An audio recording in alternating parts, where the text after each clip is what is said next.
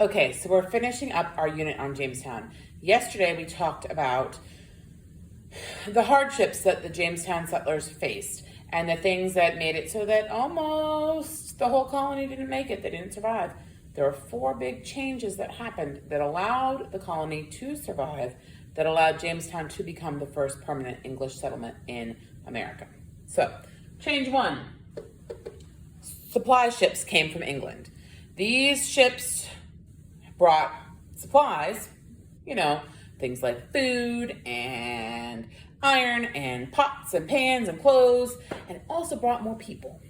So with the arrival of more people meant people who were coming fresh from England, so they hadn't been living in the New World. They weren't sick from the diseases and the marshy water.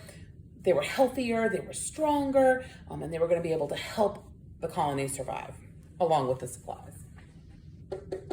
Captain John Smith was a really strong leader, and he forced a work program because, like I said yesterday, these men were not used to having to work. So essentially, Captain John Smith said to them, "Thou who does not work does not eat." So that means that if you weren't going to help the colony survive, if you weren't going to do something, if you weren't going to harvest crops or grow crops or help with building houses or help hunt food or whatever, if you weren't doing something to help, you weren't going to get any of the reward. You weren't going to get to eat. People didn't like that too much, but it had to happen, because if it hadn't happened, then the colony would not have survived.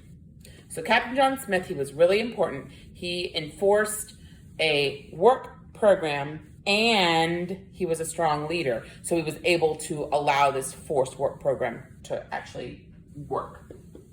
The third change was the development of new settlements away from Jamestown's unhealthy environment. So Jamestown's in this little bitty peninsula with this marshy land and these diseases and the mosquitoes and everything else. So initially it was picked because, it's deep enough for ships to dock and they can defend from Spanish attack inland and so forth and so on. Now that they're here, they start moving more and more inland.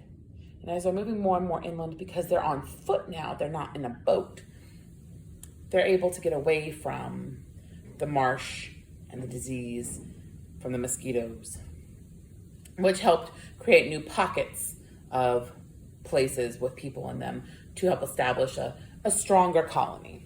And then finally, there was a focus on agriculture, and that's where the Africans came in. Agriculture, remember, is a fancy word for farming. And because of the farms that Jamestown then began to focus on, they developed this crop. They developed tobacco. And tobacco was very, very, very, very popular in England. And so it gave the settlers money. And the money was key to their survival. So agriculture required the Africans because growing tobacco is hard work. And so they were able to force the Africans to work to grow the tobacco to make the money. These four things allowed Jamestown to survive. The supply ships that arrived from England with supplies and people, the forced work program and strong leadership from Captain John Smith, the development of new settlements away from Jamestown's unhealthy environment, and a focus on agriculture.